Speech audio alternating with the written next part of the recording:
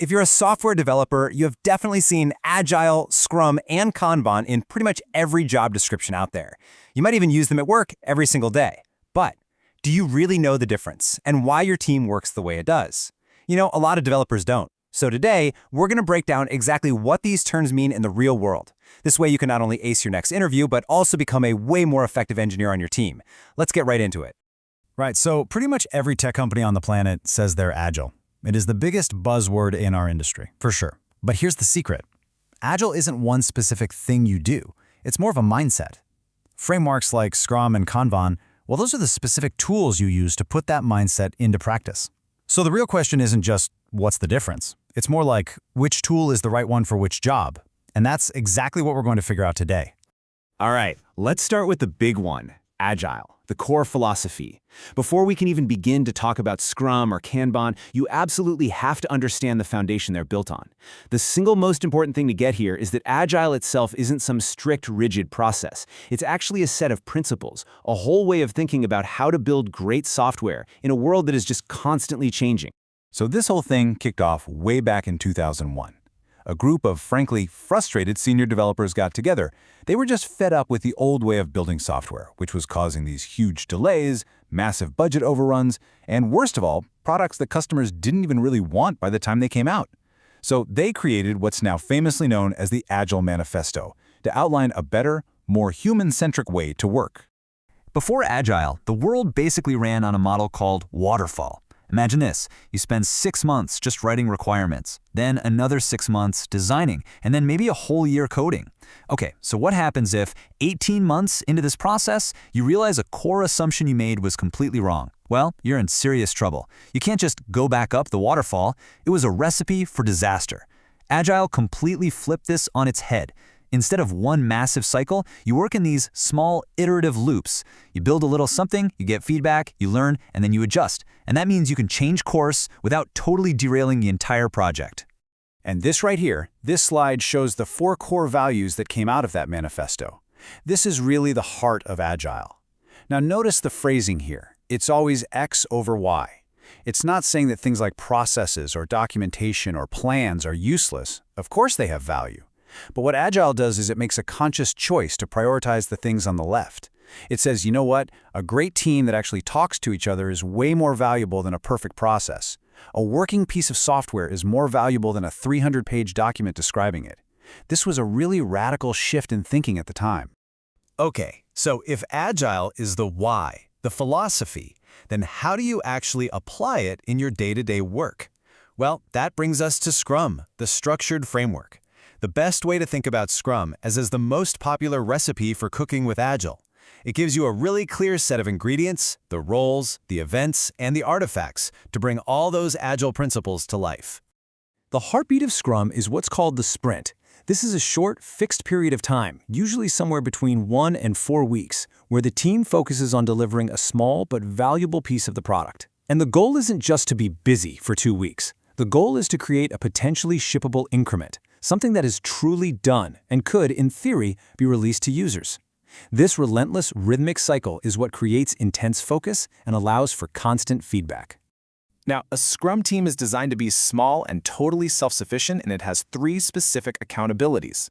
First, you have the product owner. They're the business visionary. They own the what and the why. Then you have the developers, the technical experts who figure out how to build it. And then you've got the Scrum Master.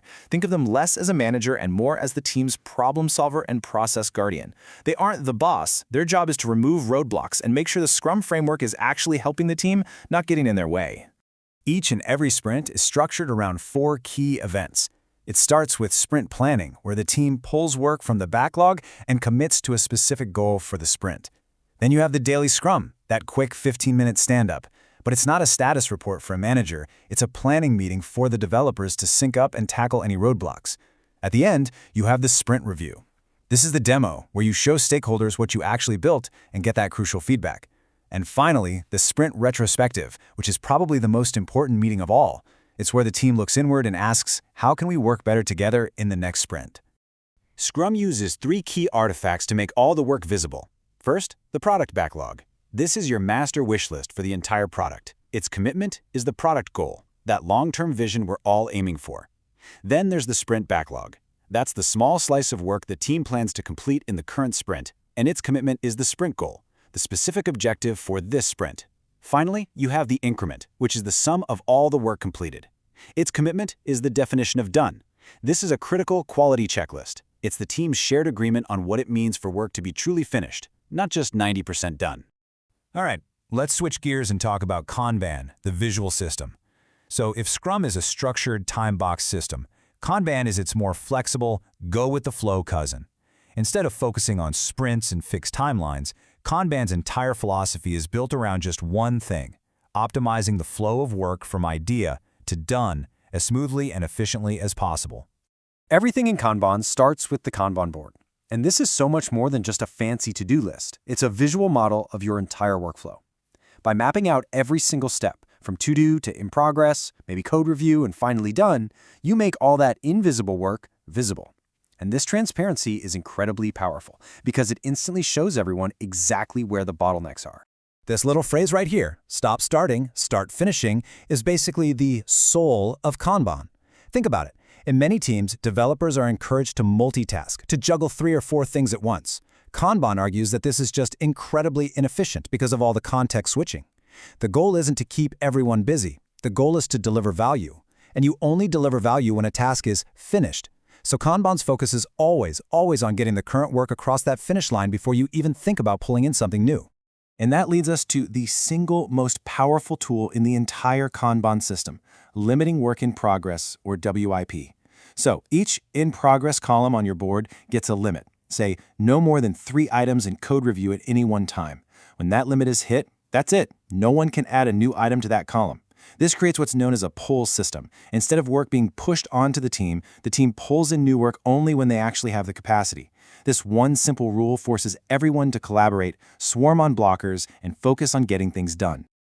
So as you can see, Kanban is much less prescriptive than Scrum. There are no required roles, no sprints. The entire focus is on a continuous flow of delivery. And success isn't measured by something like story points per sprint, but by flow metrics. Things like lead time, which measures the total time a user waits for a feature from the moment they ask for it to the moment it's delivered, or cycle time, which measures how long your team actually worked on it, and throughput, which is just how many work items you complete in a given period. These metrics are what help you find and fix the bottlenecks in your system. Okay, so now we have these 2 powerful but very different approaches for putting Agile into practice. So, which one is better? Well, the truth is, it depends entirely on the context of the work you're doing. Let's put them head to head and see how they stack up. This is probably the best and easiest analogy to remember the difference. Think of Scrum as a city bus. It has a fixed route and it makes fixed stops. Those are the sprints. The bus leaves the station at the start of the sprint and it arrives at the end, and everyone gets on and off at the same predictable times. Kanban, on the other hand, is more like a taxi. It's a continuous service that picks up the next highest priority item as soon as it has capacity. Let's really break this down with a direct comparison. Looking at cadence, Scrum uses those fixed-length sprints, while Kanban is all about continuous flow. For roles, Scrum is very prescriptive with its 3 accountabilities. Kanban, by default, has none. When it comes to metrics, Scrum teams often use velocity, a measure of how much work they can get done in a sprint, to help with future planning. Kanban, like we talked about, uses flow metrics like lead time and cycle time. But I think the biggest difference is how they handle change. In Scrum, the sprint backlog is generally locked down, so major changes usually have to wait for the next sprint. In Kanban, because it's a continuous flow, you can change priorities at any time, which makes it incredibly adaptive.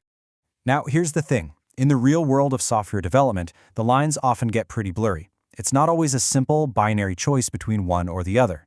In fact, many of the most effective teams out there actually combine elements from both frameworks to create a custom system that works perfectly for them. And this has led to the rise of what people call Scrumban.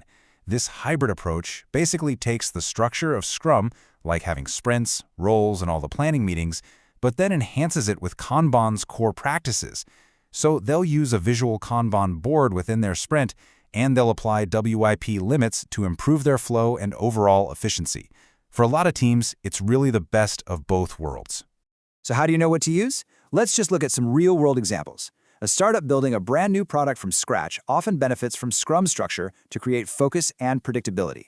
On the other hand, A support team or a DevOps team that's handling a constant stream of unpredictable requests, that's a perfect fit for Kanban's continuous flow. And a large enterprise with tons of different teams, well, they often land on a hybrid model like Scrumban to get the structure they need from Scrum with the flexibility of Kanban.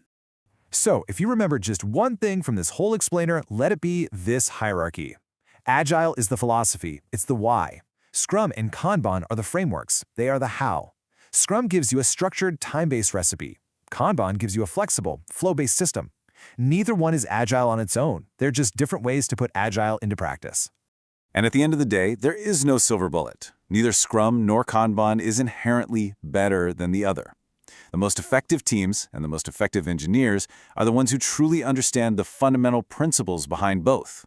They can then look at their own situation, their own unique challenges, and adapt these powerful tools to build the process that truly works for them. And understanding this doesn't just help you pass a job interview, it makes you a much more valuable and effective engineer.